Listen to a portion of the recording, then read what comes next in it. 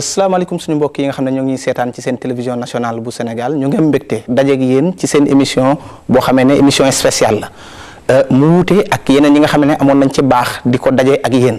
tey nag comme ni ko ñenn ci ñuy ëpp ci askan wi sàkkoo ci ñu dalal kenn koo xamee ne day borom xam-xam boo xamee ne fierté la ci suñu réew mu di Sénégal waaye fierté la ci der bu ñuul di le professeur Souleymane Bachir Diagne nekk koo xamee ne présenté ko du yomb ndax bi ñu lu ñu too li ñuy wax CVM dañu ne li ñuy def daal mooy wolof dafa am lu mu lépp tungu ne du teew ñuy natt ci ëkk professeur ñoo ngi lay nuyu. maa ngi lay fay Ismaïla di bëgg lool ci li nga ma fi invité muy suñu ñaareelu yoon ma am souvenir bu neex a neex ci bu njëkk bi.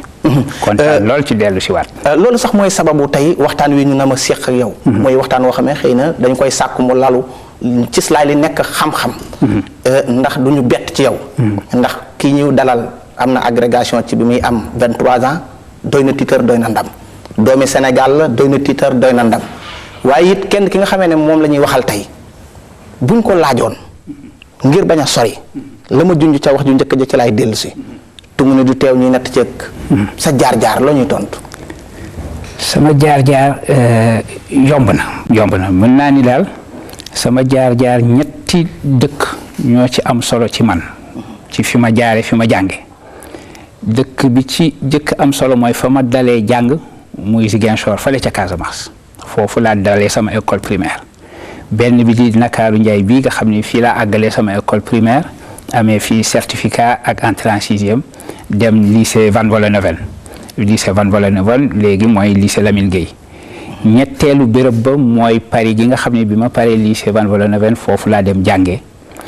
yàlla atte ma mën a dugg ci classe yi ñuy wax classe préparatoire yàlla atte itam ma mën a dugg ci école bu mag bu ñuy wax école normale supérieure mën naa ne daal loolu mooy li nga xam ne li moo nourrir sama formation te ci loolu lay wéyee ñetti dëkk yooyu daal lay tuddee sama jaar-jaar waaw. ki ñu dalal tey mën nañ ne philosophe la baat bi lu mu wundu ak luy maanaam njëriñu lii di philosophie ndax bu ñu nee médecin waaw sunu xel dem ci kiy faj waaw ñu ne maçon sunu xel dem ci kiy tabax waaw waaye diw philosophe la gis nga loolu moo jafe ci philosophie ndax ni nga ko waxee ni ku ci nekk la ngay liggéeyee sa jumtukaay ba leer na soo nee médecin bi di nga ne jumtukaayam kat mooy lii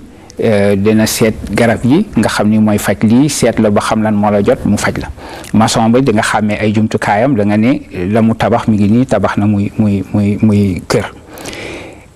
philosophie doo ko mën a expliquer noonu dafa mel na day fekk ay xam-xam yu taxaw ba pare mu delluwaat ca xam-xam yooyu ne waa léegi xam-xam yooyu lan moo leen lal lan moo leen tëral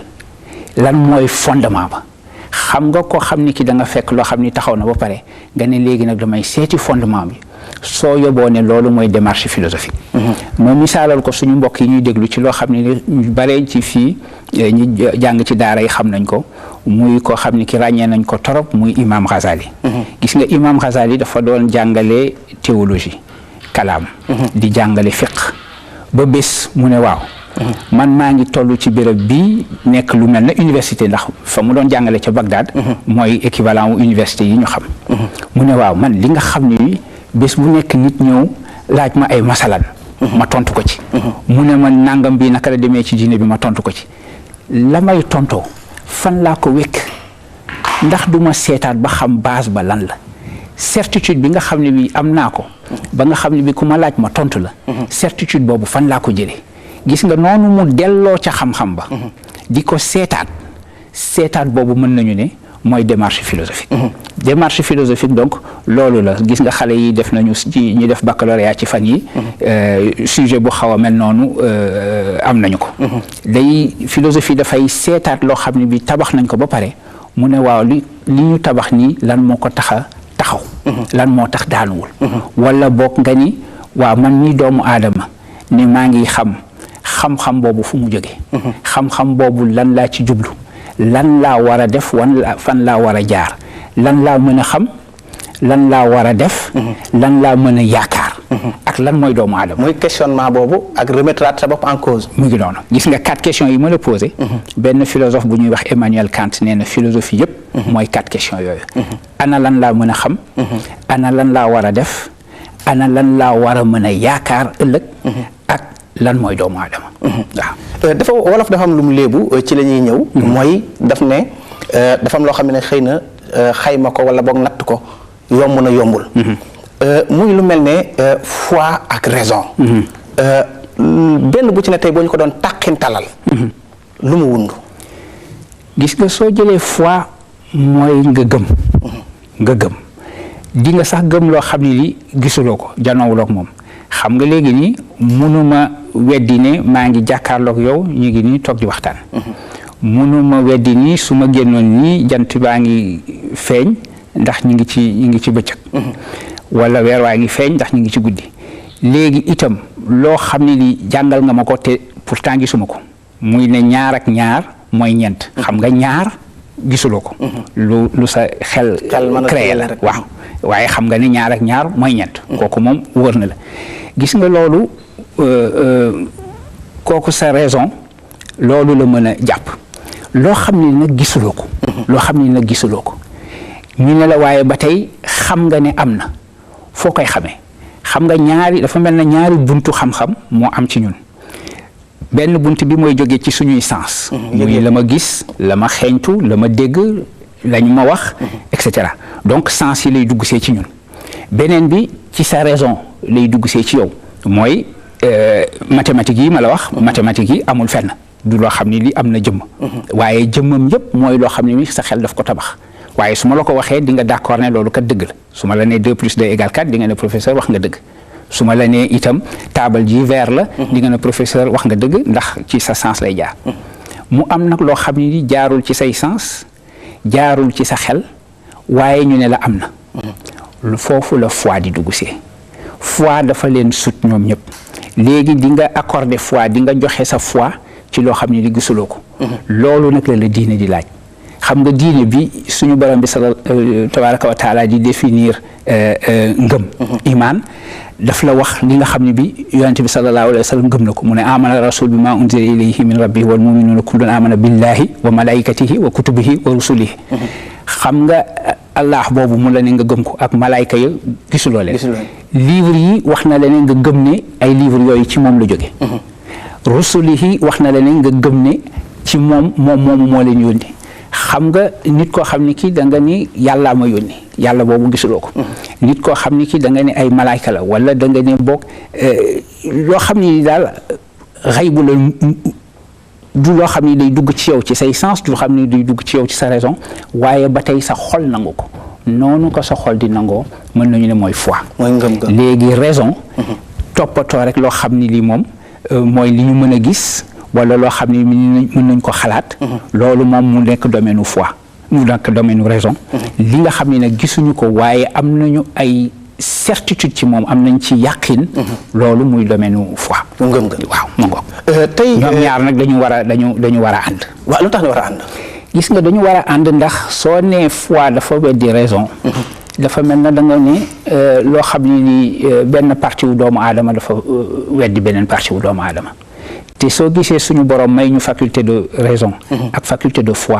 dafa bëgg foi boobu ngëm googu bañ nekk itam ngëmum gumba ndax dafa bëgg toujours raison lal sa foi xam nga wax naa tudd naa léegi imam Ghazali te li ma doon wax li ma doon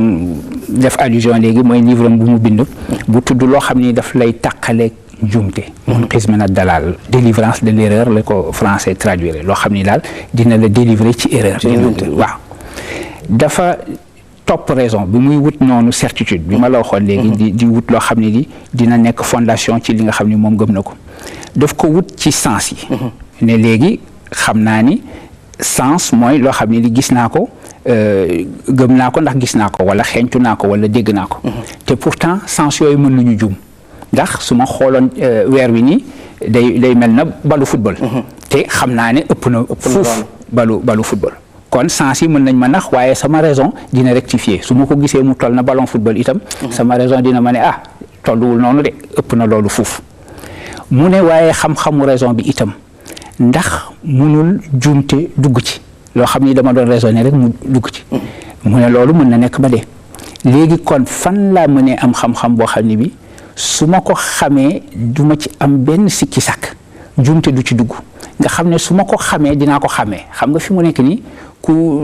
faaleen bu ëppal bu lekkoon kaani nii fi mu ne nii dina xam ne lekk na kaani donc soo ko mosee muy kaani di nga xam ne lii kaani la mu bëgg dëgg bu mel noonu dëgg boo xam ne bi soo ko téyee di nga xam ne lii dëgg la boo xam ne amatul benn sikki sàkk kooku dëgg bi nga xam ne bi say sens moo la koy jox mënu la ko may ndax xam nga ne say sens léeg-léeg ñu jum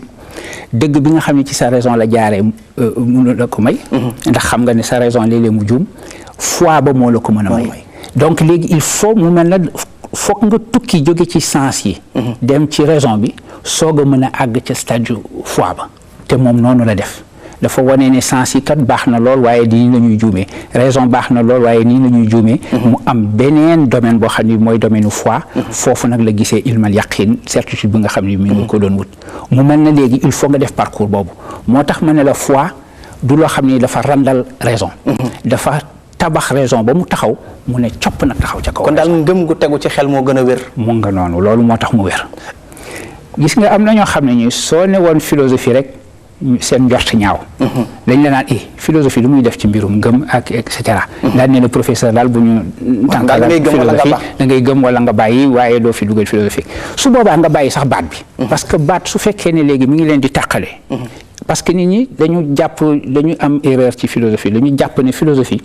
daf lay yóbbu ci ñàkk ngëm wala bokk ci sax noonu lañ leen doon xoolee mooy ñu dara mi ngi noonu loolu lañ daan firee philosophie dem ca sax ba naan yàlla amul ma nga noonu léegi te xamuñu ne soo seetee histoire de la philosophie ñi ci weddi yàlla ñu néew la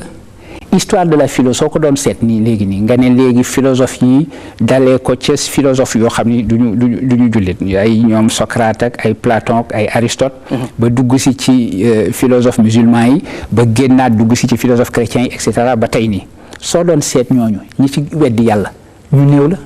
néew la waaye ba tey ñu bare dañu jàpp ni philosophie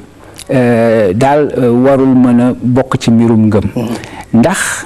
li fi ñu ko tëralee sax il faut nit comprendre ko yóbbu ci weddi moo tax ñu ragal mi ngi noonu dañu koy ragalee ndax yow tee nga gëm li ñu la wax rek ne la gëm ko te soo lu nekk su fekkee ne lu nekk ngay seet lu ko war a biral lu ko tax a taxaw et cetera soo attuwul léeg-léeg nga weddi li ñu la ne nga gëm ko moo tax frontière ba dafa xaw a jafe diggantewu seet bu ëpp ak diggantewu seet loo xam ne ni dafay tax sa ngëm gën a dëgër seen diggante dafa xat donc daanu ci bi excès dafa yomb moo tax ca day yomb dafay yomb loolu dafay yomb moo tax ñu bare ragalee xel philosophie moo tax ragal xel boobu moo tax léeg-léeg sax du ma sax waxu philosophie parce que baat bi su fekkee ne dafay teqale nit ñi indi ay controverse te nga ko fa bàyyi nga ne rek dañuy seet mbirum xikma mooy sagesse nag doomu aadama yépp yàlla jox na leen faculté wu sagesse amul peuple boo xam ne bi amula woon sagesse moo tax bi nga xamee ni bi monde musulman développé na islam développé xam nga dafa juddoo Makka màggee ci diggante Makka ak Medina bu mujj gi mu jël péninsule arabique bi yëpp après nag péninsule arabe bi nag mu daal di génn daal di déborder ci territoire yoo xam ni ay territoire chrétien la woon muy Syrie di Irak tey ba tasaaroo fépp daal di occuper ay espaces yoo xam ni ñooñu amoon nañu seeni livre amoon nañu seen tradition philosophique amoon nañu sagesse boobu ma lay wax xikma kon boog ñii tuddee seen bopp ay philosophe maanaam ñoo xam ne dañu bëgg xikma dañu bëgg sagesse loolu mooy signification étymologique philosophie ban xikma la ñu mën a am boo xam ne bi dina am solo ci ñun gannaaw ñun am nañu xikma bi nga xam ne moo jóge ci téere yàlla bi ak sunna rasulullah sallallahu alayhi wa sallam waaye ñett ëpp xel ca ñoom dañu xam ni xam-xam doo ko tëj doo tëju ne man am naa dëgg ba pare kon boog leneen mënul am solo ci man déedéet su doon loolu progrès du am fenn te su doon loolu yonentu islam sallallahu alayhi wa sallam du wax nit ñi wuti leen xam-xam donte da ngeen di dem ba Chine maanaam ouverture daal ouverture baa ngi noonu xam na ne Chine alxuraan nekku fa xam na ne Chine yonentu bi sallallahu alayhi wa sallam wàccu fa waaye yebal na leen Chine donc xikma ba mu leen yebal ci Chine lan la mën na nekk xam-xamu médecine mën na nekk xam-xamu arithmétique xam-xamu astronomie bi jullit yi jëlee yooyu yëpp ndax dafa am hadis bu ni baatu xikma dafa mel na propriété wu musulman bi la bu réeroon kon fu mu ko fekk rek na xam ni moo ci ëpp droit ku ne maanaam alalam la na ko jël ndax moo ko moom noonu la ñu def bi ñu développé li ñuy wax âge d'or monde islamique ci te xalif yi jamono yooyu di xalifa abbasid yi famille Ibn Abbas ak famille am ñoo jiite woon monde musulman boobu jamono dafa fekkoon ni xikma yooyu leen waroon yëpp ñu daal di ko indi dugal si ko ci monde de l'islam développé ko daal di indi progrès dominer adduna si yëpp ci wàllu xam-xam créer les premières universités ci àdduna waaye nag gannaaw gi dañu ci teg tuuti rek 13e siècle ñun ñii ñu daal di delluwaat ci enfermement wu man maa wax dëgg lii maa ko moom lépp lu ci akimoo lu nekkul lii ma amee nga xam ne mooy sciences religieuses yi strictement rek ñu ne jaahiliya la maanaam du moo dara professeur bu ñu xoolee loolu kon dafay wundu ne maanaam li ngeen di wax ne l'islam dafa war a sukkandiku ci xam-xam maanaam xeex li ñuy wax ignorance waaw pour mu wér mi ngi noonu mën nga ne résumé wu islam yëpp mooy loolu ndax su fekkee ne baat bi ñu jëkk a wàccee ci alxuraan mooy iqra na nga jàng na nga liir waaw nga xam ni islam li ko tax a jóg mooy rek li ñuy wax ne yàlla dafay génnee nit ñi ci lëndëm dugal leen ci leer daf leen di génnee ci lëndëmu ñàkk xam dugal leen ci leeru xam-xam donc xam-xam moo tax diine bii lay jóg ñu fàttali leen ne ki ñu dalal tey mooy professeur Souleymane Bachir Diagne di jàngale ca États-Unis nekk doomi Sénégal goo xam ne comme ni ma koy waxee fierté la di mbégte ci ñun ñu ñëw ci li ñuy wax foi ak raison ban taxawaay la ci destin am gis nga destin dafa di loo xam ni dafa jafe ndax comprendre ko parce que dafa mel na raison nanguwul idée wu destin boo xam ne bi da nga jàppee ne destin mooy fatalité loo xam ne li ñu ne rek daal ala kulli haalin yow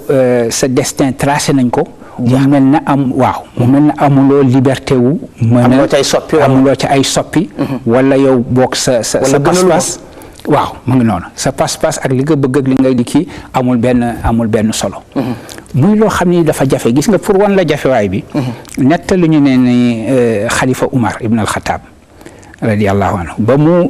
jógoon na di visiter ji benn dëkk ca Syrie ànd ak armée ñu dem ba jub dëkk ba nit jóge foofu ne ko dëkk bi de dafa am peste dafa fa déclaré feebar boobu ma nga fa kon boog léegi daal lañu su doon sama sago ngeen wàññeeku léegi werante daal di jóg nit ne ko waaw ñun jóg nañu ci yoon wii dem ci dëkk boobu nga xam ne soxla moo ñu taxoon a jóg suñu wàññeekoo dafa mel na fi mu ne nii am na lu ñu weddi ci décision wu yàlla parce que day mel na léegi dañu ragal décision wu yàlla peste am na fa waaye ñun ñu ngi doon dem visiter dëkk ba nañu dem rek léegi li nga su yàlla tuddee ne peste ba danañu dal waaye su ko tuddul duñu dal kon boog fi mu ne ni daal yoon dafa war a wax ñu dem maanaam ñu béy ci ndogal ga daal waaw kay comme tracé nañ ko ba pare léegi soo defee neneen day mel na weddi nga ndogal ga am ñeneen ñu ne déedéet nooy gisee dëkk boo xam ne bi peste am na fa fekk amoon na benn saaba boo xam ne bi dafa féete woon gannaaw doon war a daf si armée bi mu ñëwee daf si armée bi ñu ne ko waaw mbir mi di xew na mu ne leen man de dégg naa rasulullah sallallahu alayhi wa sallam wax ni su ngeen jubee dëkk boo xam ne peste nga fa bu leen fa dem waaye su ngeen fa xasee ba nekk bu leen ca génn Umar ñaar yi taxaw na Umar xam nga moom dëggu su yegsee rek daf koy xàmme ndax moom nitu dëgg la nitu dëgg dafay teel a xàmmee dëgg su koy dégg rek daal di su ne toq ci nopp bi rek daal di ne toq ci xel mi ci xol mi mu ne waa kay wax jàngi noonu xam nga loolu daf ñu jàngal mbiru destin parce que soo ko seetee ci yow waxtaan nga ak ay borom xam-xam yu bari ci mbirum santé soo demee foo xam ne fii épidémie nga fa loo fay wuti taxawal bul dem waaye soo xasee ba yaa nga fa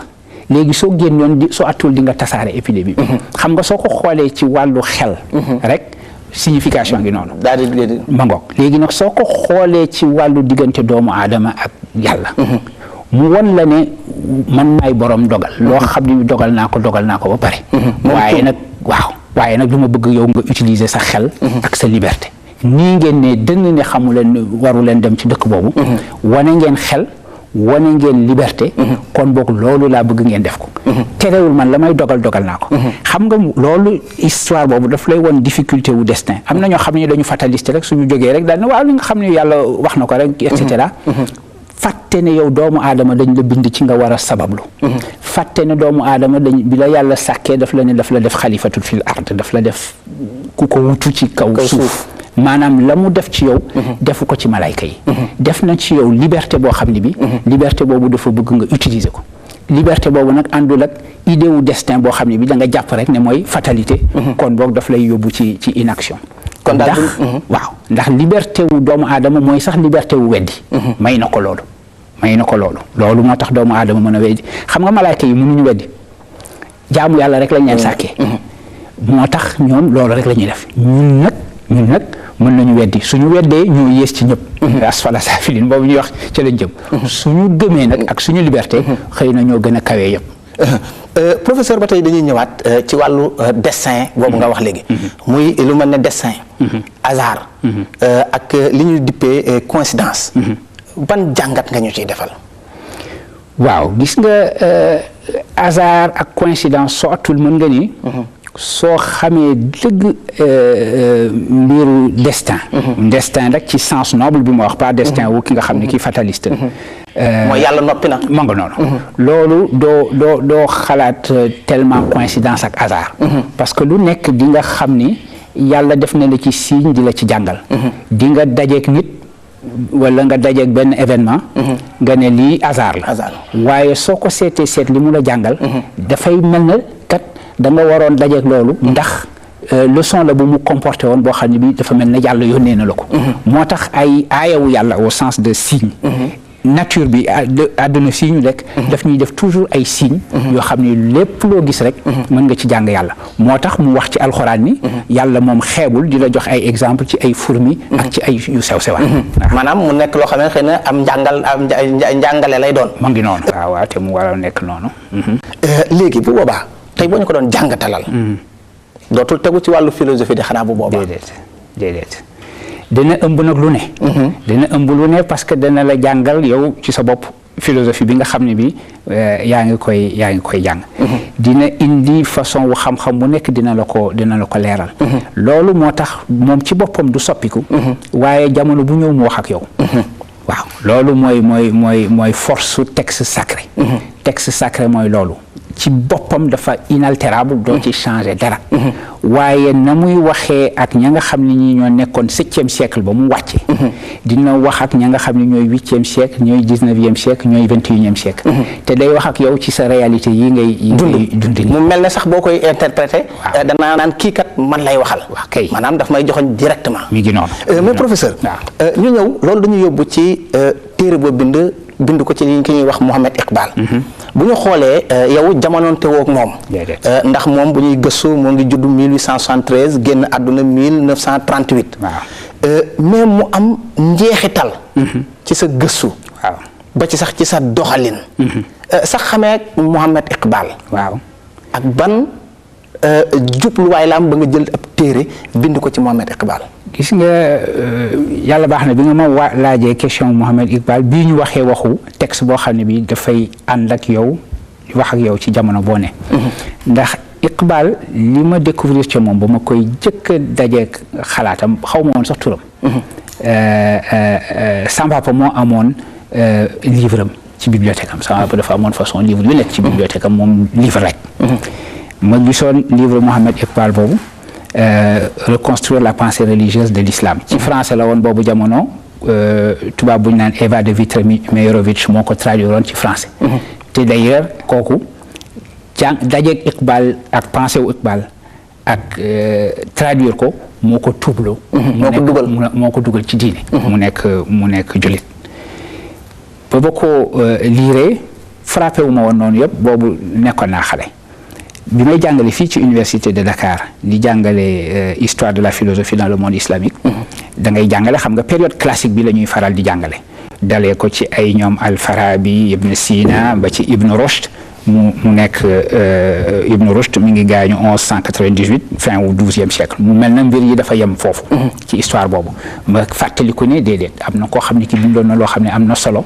gisoon naa ko ma dellu nag ca moom dellu ca livre am di nga jàng koo xam ne kii dafay mel na daf la leeral loo doon jéem a xalaat te leeru doon ci sa bopp mu mel na léegi dafa tontu ay questions yoo xam ne da nga ko posé sa bopp noonu la sama digganteeg Mouhamad Iqbal bi demee ba ma liiree reconstruire la pensée religieuse de l'islam liir ko ca langue ba mu ko jëkk bindee parce que anglais la ko bind moom indien la woon ci anglais la ko bindee nga xam ne kii intellectuel yi jàngoon ci anglais la doon waxal waxul rek ak ñu nekkoon ci daara traditionnel yi ñooñu la doon waxal mu mel na léegi ak li mu doon wax itam dafa dugg en dialogue ak philosophie moderne bi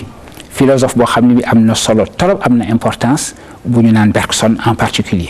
ak philosophe yoo xam ni c'est des philosophes contemporains man daan naa jàng seen xalaat waaye bi ma gisee benn philosophe musulman nan la mënee fab seen xalaat ñooñu dugal ko ci li nga xam ni moom mooy diineem trouver inspiration boo xam ne bi dina la leeralal sa propre diine mu mel na démarche bi ma la doon wax ne monde musulman defoon na ko ca njëlbeen ba ñuy dajeeg la pensée rek waaw def na ko léegi ci monde moderne ak philosophie moderne gannaaw man sama formation ci philosophie la woon mu mel na wan na ma li nga xam ne moom lañ doon waxtaane naka la philosophie di mën a approfondir sa foi loolu laa jàng ci moom loolu moo ma boolee ak Mouhamad Iqbal ba ma bind ci moom téere bi tekki nañ ko bu yàggul ci anglais ña nga koy jàngale ci béréb yu bare ci États-Unis alhamdulilah rabbil alamin ma ciy sant yàlla bu ñu xoolee livre boobu dafa am loo xam ne feeñ na ci muy li ñuy wax fidélité ak mouvement muy lu fës waaw fidélité ak mouvement gis nga ñaari couple yooyu maa ngi kontaan ci li nga ko souligner parce que pratiquement mooy message bi xam nga fidélité mooy doo soppiku su ma nee man damay ci yaa ngi doon wax sànq sama njaar-njaar gis nga njaar-njaar boobu foog ma jël benn parenthèse pour wax ne li ëpp solo ci sama njaar-njaar mooy xarit yi nga xam ni yàlla boole na ma ak ñoom dama am ay xarit yoo xam ni ñun ñooy ànd ba ñu nekkee xale yu tuuti ba léegi suñuy doom ñoom mag foofu âge bi ñu amoon bi ñuy xamante ñooñu su ma nee sama fidélité ci ñooñu la mooy xarit yooyu ma jëkk am ñoom laay am ba léegi ni sama ay turandoo ñu ngi ci seen kër kenn ci ñoom laay ndogu jël su ca kanamee incha allah loolu mooy fidélité nga jàpp dara jàpp ko mu continuer waaye léegi est-ce que fidélité mooy rek nga moy ci dara ca na mu meloon munul ne xam nga jamono temps dafay dox léegi kon fidélité mooy soo tolloo ci jamono sangam nga def ci jamono jooju la nga xam ne li moom nga waroon def su fekkoon ne yaa ngi ci beneen jamono ndax fidélité kon boog sa fidélité du rek nga mooy ci jéem naan man de su doon sama sago temps du passé soo ne su ma doon sama sago temps du passé yow feesuloo ndax temps moom dundam jëmmam mooy loo xam ni dafay passé waaye nag fidélité dafa nekk loo xam ni dafay nekk en mouvement dafay ànd ak yow loolu la jàng ci Mouhamad Iqbal gannaaw gi sax jàng naa ko ci ay ñu bare yeneeni borom xam-xam waaye ci moom la ma mbir moomu leeree dëgg ne fidélité dëggantaan ci biir mouvement la nekk nekkul ci ne nga mooy jéem a li may wax arc-bouté contre le temps ci français mooy naal nga mooy ne léegi su doon sama sago jamono du soppiku mukk jamono soppiku moo ko tax a ju soppiku la sant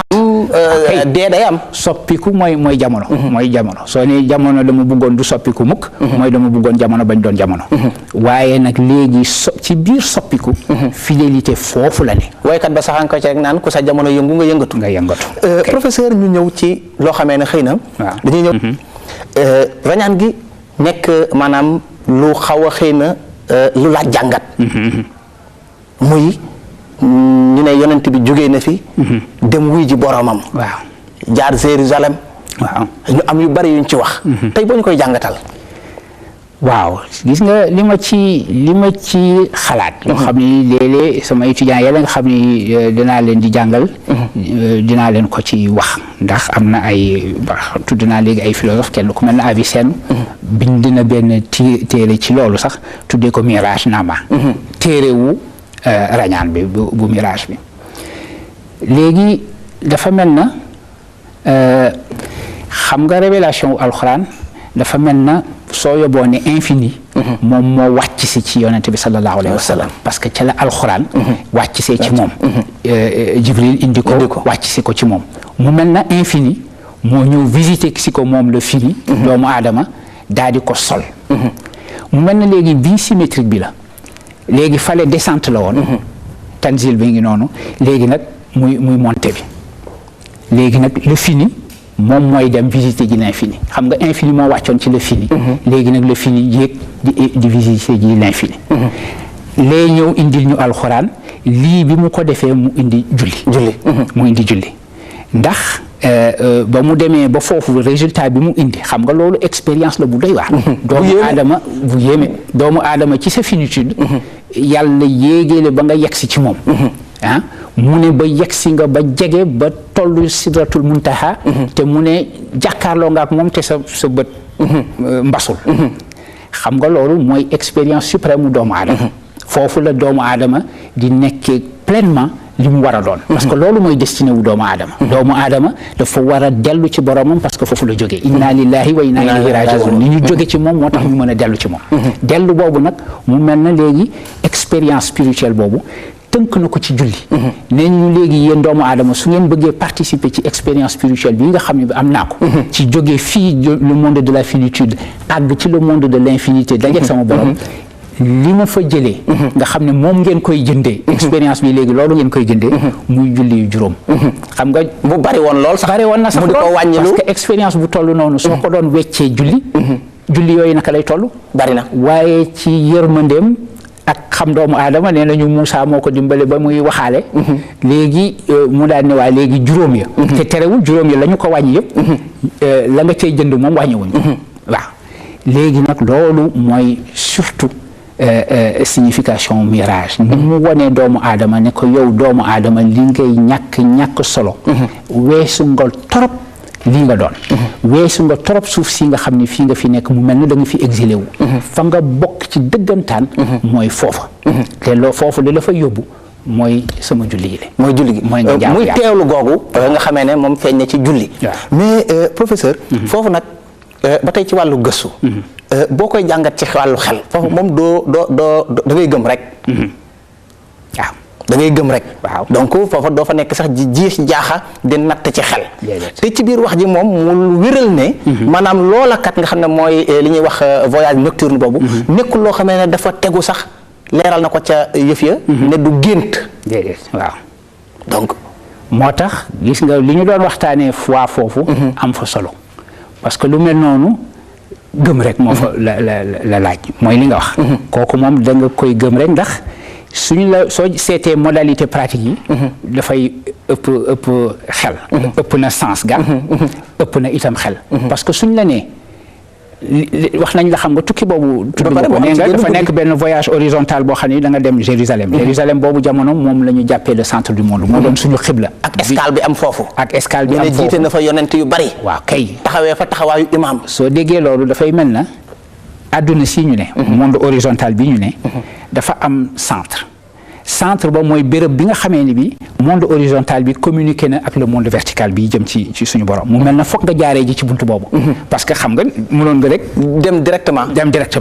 mu ne la déedéet buntu bi nga xam ne bi daal da ngay dem garage nga dem ba jëkk garage fa ngay jëlee oto mu ne la nag fi nga xam ne fi mooy xibla boobu jamono boobu mooy xibla balaa Makka nekk balaa Kaaba gi nekk xibla mu ne foofu mooy xibla soo ko déggee mooy centre de triage bi nga xam ne bi foofu ngay mën a jaar pour mën a yéeg ñu ne d'ailleurs dafay nekk à la verticale de trône suñu borom bi sallallahu alayhi wa sallam subhanahu wa taala malaayka yi di wër ci trône boobu donc voyage horizontal boobu mu njëkk def léegi un voyage vertical dafa ëmb yoo xam ni dafa bare. indiqué na la lan mooy le centre du monde. nee nañu ba mu demee yéeg ca kaw. dellu siwaat yépp amoon na bi muy laata ne bëreet. am na potu ndaa bu tuuru woon. balaa mu pot ba di daanu ci suuf. fekk na dellu si nag. xam nga kon léegi voyage bi. lu mu yaatu. parce que jóge ci monde de la finitude dem dans l'infinité. ak ñaata jamono la ko nit mën a def. terewul loolu ñu ne la potu ndaal boobu mi ngi doon soog a laal suuf dafa mel na dañ la misaal ne fraction de seconde la wala bokk. du woon sax ci biir temps. bisimilah ak saa daal. ma ngoog léegi xam nga ñun mënuñu ko dégg. loo xam ne li am na 100 loo xam ni ci. fraction de temps boobu. voyage bu toll noonu mënu ci ne. donc lii moo lay wan ni doo ko tëral ci raison foofu la foi ne. xam nga moo tax premier xalif ni lislaam Aboubacar Siddiq am doole ci suñu diine yu bare. am Siddiq jur na coow sax ndax bi ñëwee foofu la jëlee surnom boobu Siddiq. ndax moo ko wax kay. bu dee moo ko wax ma ngoog mu ne noonu la. xam nga. yow seetuloo ne waaw su ko waxee de donte yoon wi gudd naa déedéet defu ci benn raisonnement defu ci benn argumentation mu dañ ko wax rek mu ne kon noonu la comme noonu la boobu dafa nekk leçon ci ñun dafa tontu question bi nga posé muy foi ak raison dafa soxla ay argument da nga soxla ma wax la ne prémices yi laa tëral règle d'argumentation bi la tëral su ma fabee prémices yi jël règle yi kon boog conclusion bi la ñu war a d'accord noonu la raison di fonctionner kii nag defeewul noonu dafa ne gannaaw wax na ko rek noonu la loolu mooy immédiateté wu foi dafa immédiate raison dafa médiate mu jur ñu sax ci julli googu mu julli am commentaire yu bari saar yam fa tari sax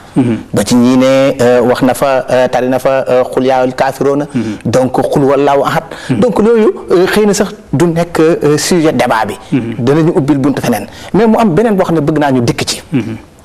muy ñenn ñi ci boo koy jàng di ko xoolaat c'est émouvant mais mu am njàngale mu wéer mu mel ne dafa résumé woon lépp mu teg woon ci tàggoo doog a wane ginnaaw gis nga da nga wax dëgg ndax liy wane ne résumé la dafay laaj nit ñi su waxee wax ba pare laaj nit ñi ne leen ndax la ko boromam bi santoon def na ko ñooñu seede ko ne ko mu nga waaw def nga ko moo tax dafa tënk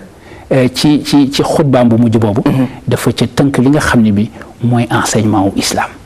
te ni mu insister ci mbirum égalité wane ne nit ñi jullit ñi rawatina góor ak jigéen égalité boobu wane ne arab ba gënul keneen ñëpp a yem fa yàlla mu mel na léegi message u égalité ak message u justice sociale boobu loolu la insister wane ne loolu moo doon signification message bi su fekkee ne loolu mot na rek moom wàccoon ak borom gis nga loolu dafa am solo boo xam ne bi islam soo koy seet moo tax ñu naan islam donte soo ne islam amul séparation entre le religieux et le politique waxoo dëgg parce que mën nga ko séparer nit ñi mën nañu doxal leurs affaires humaines selon leurs raisons doxal leurs affaires religieuses feneen parce que état moderne bokkul loolu la laaj waaye lii tax may wax loolu dafa fekk ni justice sociale ak égalité sociale nga xam ne loolu mooy fondement wu démocratie ak politique moo taxoon mu jóg gis nga lu jiitu yonente bi sallallahu alayhi wa sallam nekk yonente bi sallallahu alayhi wa sallam dañ ko daan wax al amin mu nekk nit koo xam ne dafa jub am na réunion boo xam ne bi bokk na ci nit koo xam ne bi néewaloon nañ ko doole ca Makka ndax loi tribal moo meloon noonu soo ëppee nit ki tribu rek mën nga ko néewal doole nit ca Makka ay mbokkam néewal kooku doole daal alal buñ ko waroon fayuñu ko ñu jeunes yi ci Makka réunir ndax révolté gis ne loi tribal bi tuddul ci justice kooku loi du plus fort la ñu waat ñoom ne léegi dañu bëgg justice wàcc si foofu ci Makka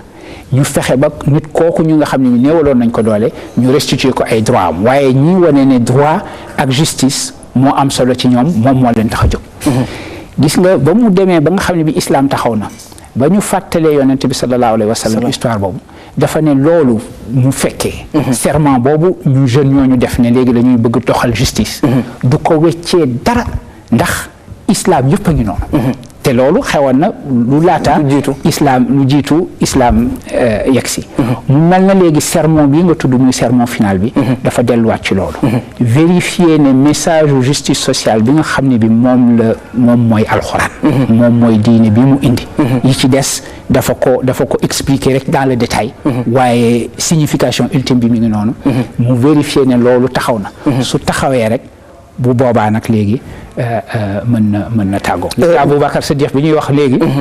ba ci loolu weesoo ba yàlla wàccee ci moom saar yi ñu ne moom mujj ci alxuraan. idaa jaa nasrullaahi wal fathu wa ra'ayta n-naasa yadxuluuna fii diinillaahi afwaaja fasabbih bihamdi rabbika wastaghfirhu innahu kaana tawwaaba. ñëpp kontaan. Aboubacar bënn bëtam. bi ñu ko laajee mu ne lii tàggoo na. te gannaaw alxuraan ko taxoon a ñëw. kii dem na yoonam. dem na. boobu alxuraan su ñu nee message bi mot na. doot fi toog. mais loolu moo feeñ sax ci biir xutba bi. ndax jàngale mi dem na ba sax dénk naa leen. dénk naa leen ñaar. muy alxuraan ak sunna. ci biir it mu dem ci di leeral naan bés a ngi ñëw. da ngeen teew yéen ñëpp ci kanamu seen borom. ci biir jàngale bi ba tey ci wàllu mais bi muy tàggoo fa la coola ne mooy sois témoin ô Allah que j'ai transmis ton message à ton peuple. waaw. seede googu. waaw.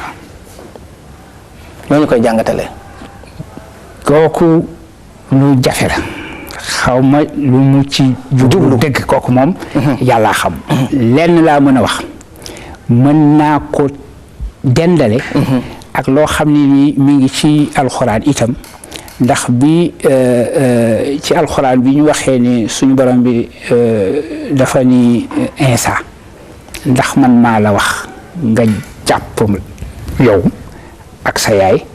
nit ñi jàpp leen comme ay yàlla daf ko ne waxuma ko su ma ko waxoon di nga ko xam ndax ba nga ma yebalee ci ñoom maay seen seede bi nga ma wooyee man ma ñëw ci yow yaay seen seede gis nga mbir waxu seede boobu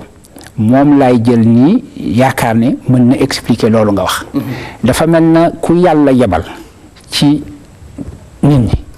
léegi kooku mu yebal mooy nekk seede wu nit ñi moom mooy nekk témoin wu nit ñi ñoo ko war a xàmmee ni ci moom leer bi nga xam ne bi mooy wane ni yàlla ko yebal ci ñun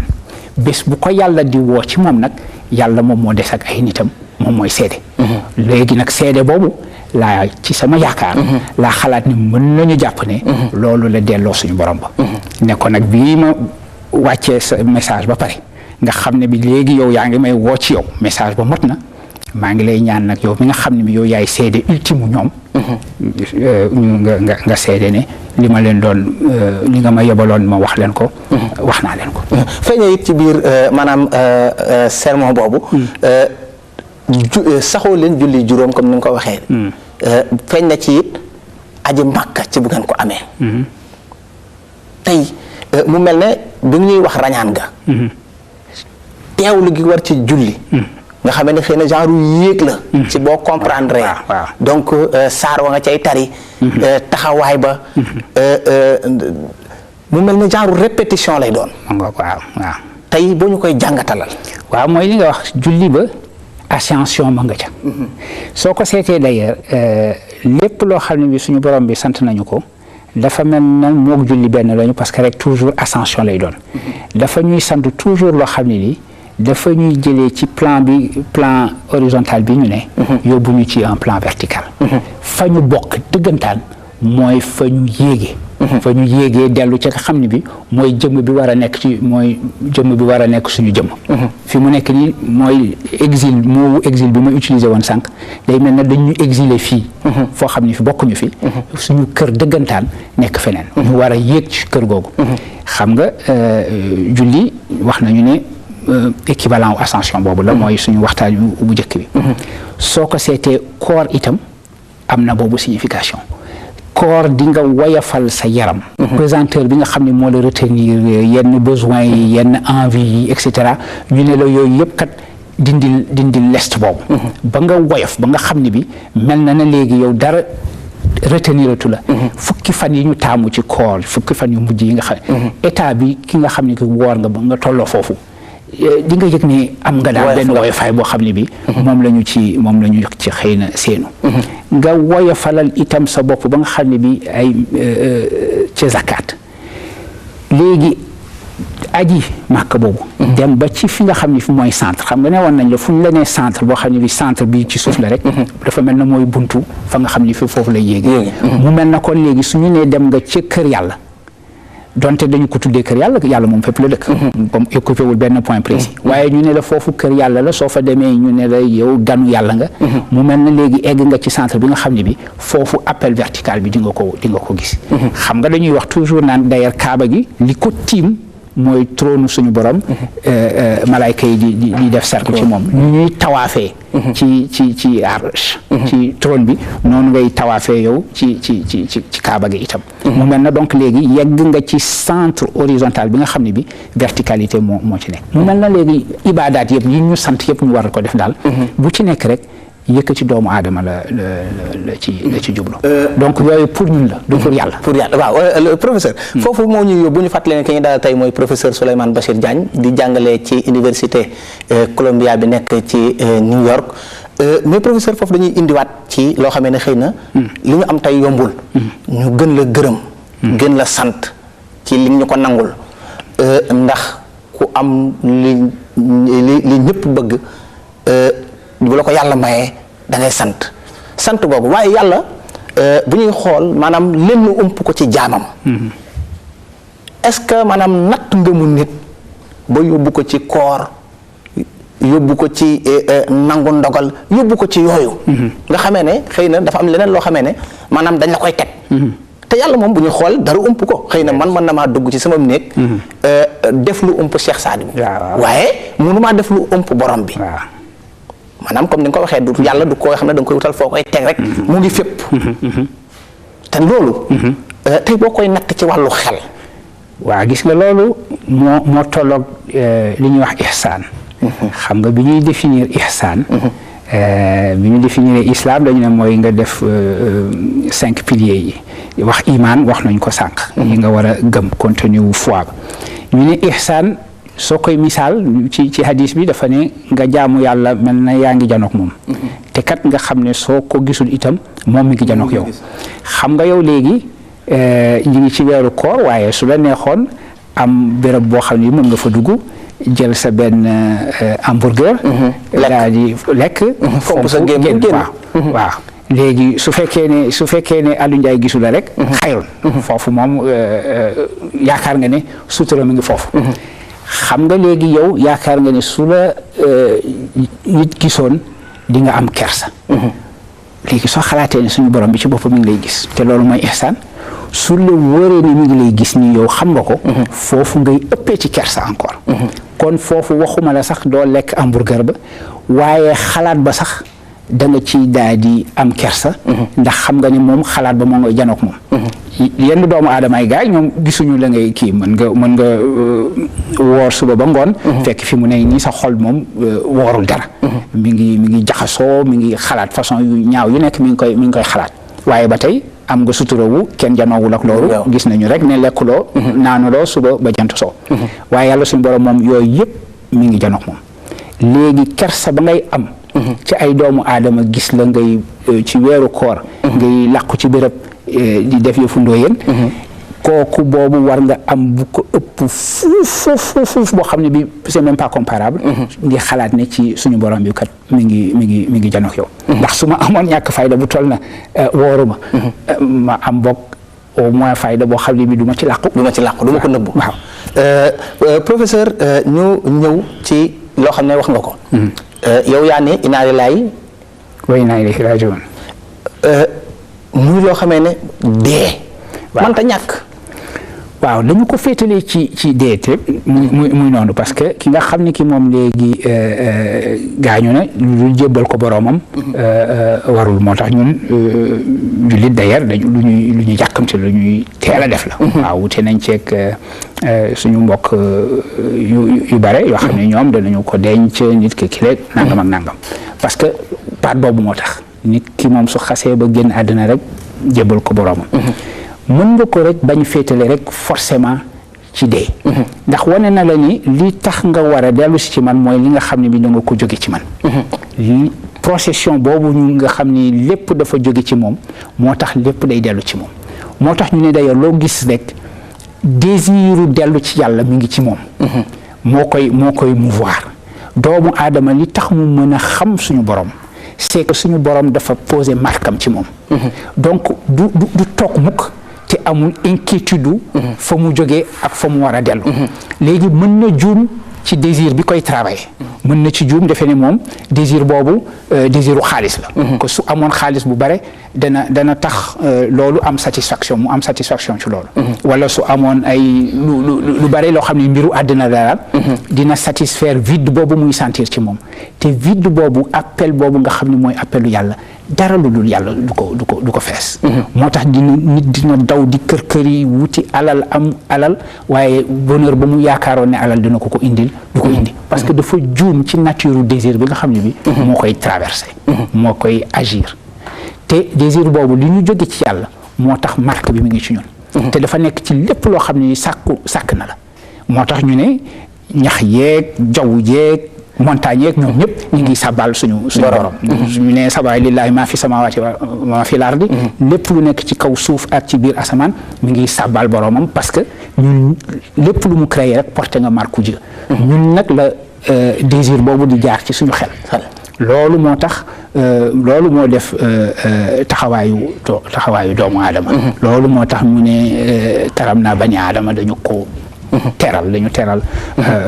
doomu aadama loolu daal laa koy mooy la yàlla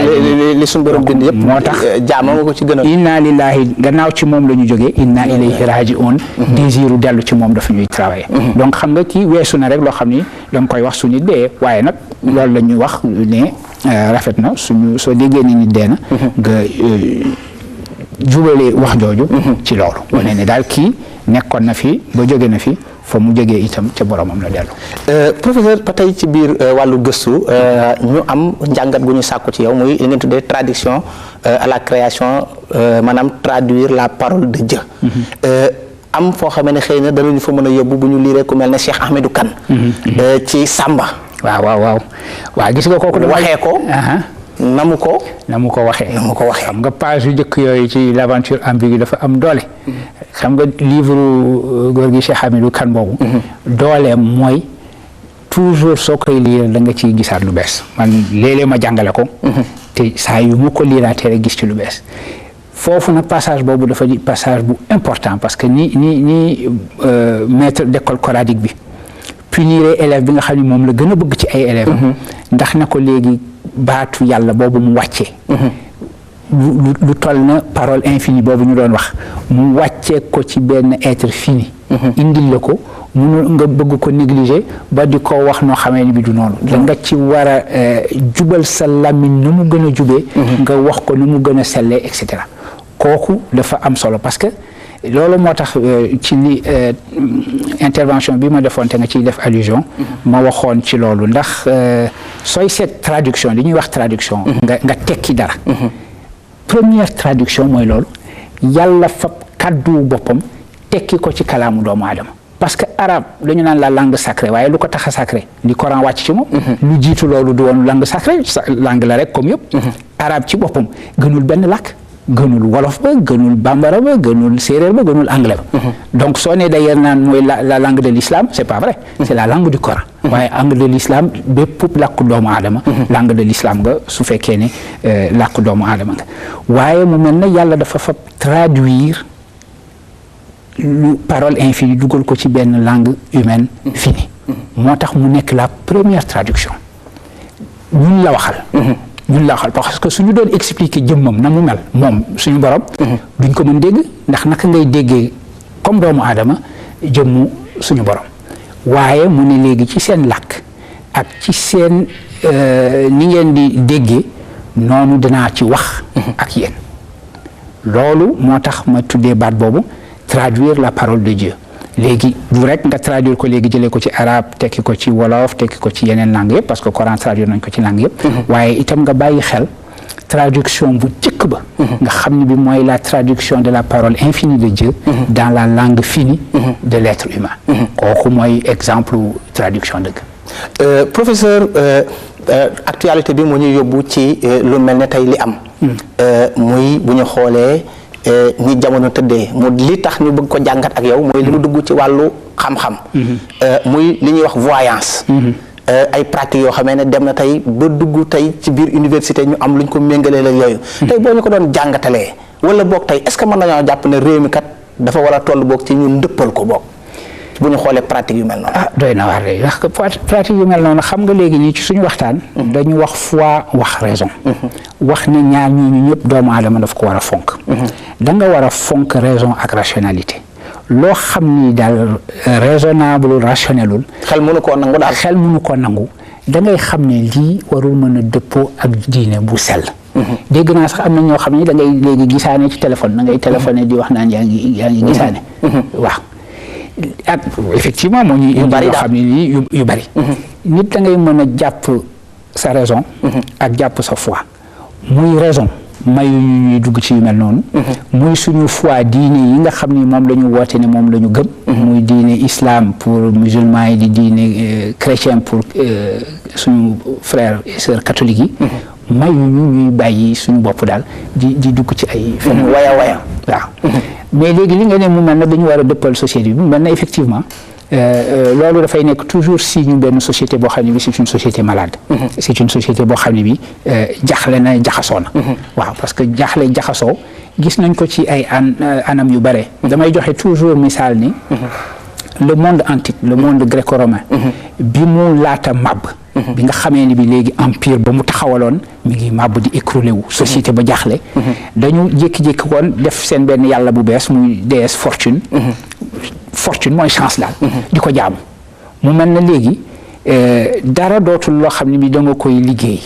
topp ay voies yoo xam ni balisé nañ ko nga topp ko tabax sa dara waaye da ngay seenu chance opportunité moo tax ngay dugg ay voyance ak